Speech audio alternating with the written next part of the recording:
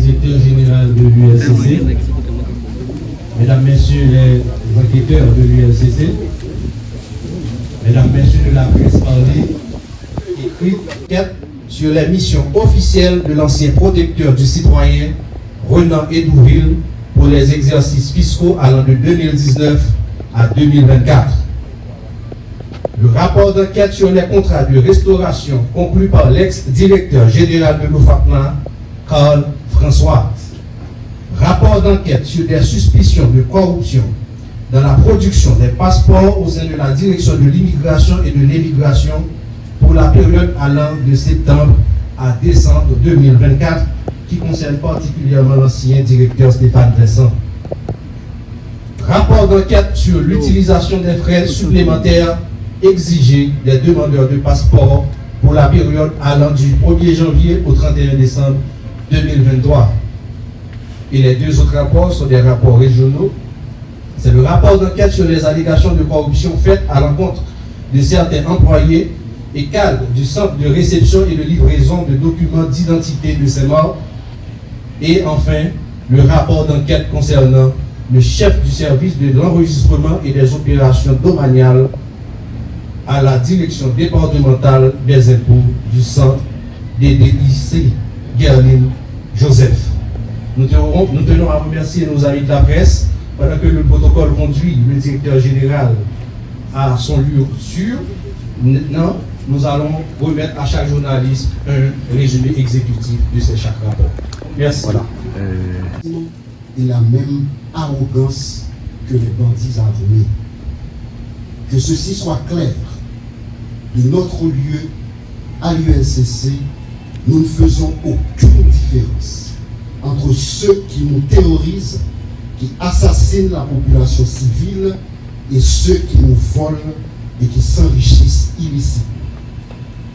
Aujourd'hui encore, l'unité de lutte contre la corruption, cet organisme transformé et vivifié, assumant avec courage et impartialité son rôle, droit dans ses bottes en tant maître et comme de fait, mais devant leurs responsabilités des agents publics, des hauts fonctionnaires qui ont porté atteinte à la probité, à l'éthique, en commettant sciemment des actes de corruption. 6 rapports d'enquête dont les résumés exécutifs sont rendus publics aujourd'hui vont être remis au commissaire du gouvernement. Il s'agit des dossiers de l'ancien directeur général de l'OFACMA, de l'ancien protecteur du citoyen, de l'ancien directeur de l'immigration et de l'émigration, des cadres de la direction de la DIE et les centres de réception et de livraison des documents d'identité et d'autres fonctionnaires dans les régions. Ils sont reprochés des infractions de détournement de biens publics, d'abus de fonction, de passation illégale de marché public, de prise illégale d'intérêt, d'entrave au bon fonctionnement de la justice, de concussion, de favoritisme, d'association de malfaiteurs, de faux et usage de faux en écriture publique et d'usurpation de titres. Ces faits graves qui contreviennent aux valeurs sociales protégées ont été minutieusement documentés par nos enquêteurs aguerris, professionnels et compétents. Je voudrais à cette phase saluer le sens de l'engagement, le patriotisme, la résilience et la solidarité de ces hommes et femmes de l'ombre qui réalisent sous ma direction ce travail historique. Par leur œuvre, nous sommes en train de donner notre espoir à ce pays. Ils font partie de ce groupuscule qui brandit très haut et avec fierté l'honnêteté et l'intégrité de la vie publique. De tels résultats, par ailleurs, ne sauraient être possibles sans le soutien combien précieux de nos partenaires techniques et financiers, notamment l'ONUDC. Leurs experts forment régulièrement nos enquêteurs qui sont plus que jamais mieux outillés pour conduire cette lutte acharnée. Je veux les remercier en ce sens. Par ailleurs, l'UNCC veut saluer dans ce contexte très difficile les récents efforts de la justice dans certains dossiers de corruption qui tendent à lancer des signaux clairs de l'existence de magistrats qui ne s'alignent pas dans cette tendance générale de banalisation, de normalisation et d'institutionnalisation des actes de corruption.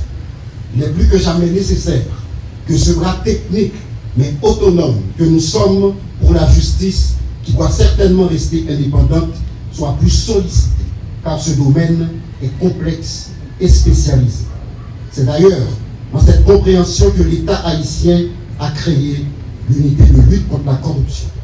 Par ailleurs, je note avec espoir la publication récente du décret portant création du pôle judiciaire spécialisé qui traitera des crimes financiers. Je porte aussi l'espoir que ce pôle sera rapidement rendu opérationnel et doté de ressources suffisantes et de magistrats compétents spécialisés en la matière et notamment reconnus pour leur intégrité et leur impartialité. Je termine mes propos pour rappeler que l'UNCC, comme le hibou qui est son symbole, cherche avec insistance et perspicacité la vérité sur tous les scandales de corruption. Il existe des enquêtes plus complexes que d'autres, qui prennent plus de temps que d'autres. Je veux m'adresser aux dénonciateurs, aux lanceurs d'alerte. Soyez-en certains que toutes nos enquêtes aboutiront.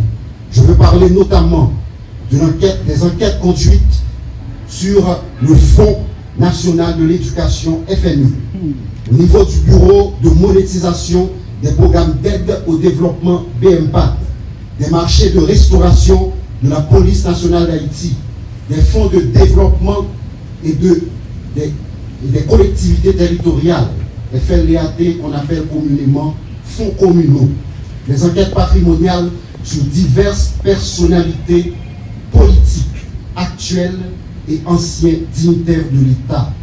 L'UNCC qui, à partir de ce jour, transmet sous ma direction au total 56 rapports d'enquête sur des faits accablants de corruption, ne fléchit pas, ne transige pas, mais plutôt exige des comptes. Elle vient de déférer en état 3 anciens responsables des CRLDI après une enquête pénale, je dis bien pénale, approfondie, qui a duré plus d'un an. Un pouvoir sans équivoque tiré de l'article 11 du décret du 8 septembre 2004. Pour les suites réservées à ce dossier, ainsi qu'aux autres, les yeux sont rivés sur le parquet de Port-au-Prince qui, comme l'UNCC, exécute la politique anticorruption de l'État. Enfin, chaque journaliste ici présent sortira de ces lieux avec un résumé exécutif de chaque rapport d'enquête, comme me l'autorise l'article 9 du décret qui crée l'UNCC. Nous décidons, et nous allons continuer à le faire, à impliquer chaque citoyen et chaque citoyenne dans cette croisade en faveur de la bonne gouvernance et de la redevabilité. Du haut de nos 20 ans à l'UNCC, nous assurons ensemble, pour ceux et celles qui viendront après nous, on continue. Merci beaucoup.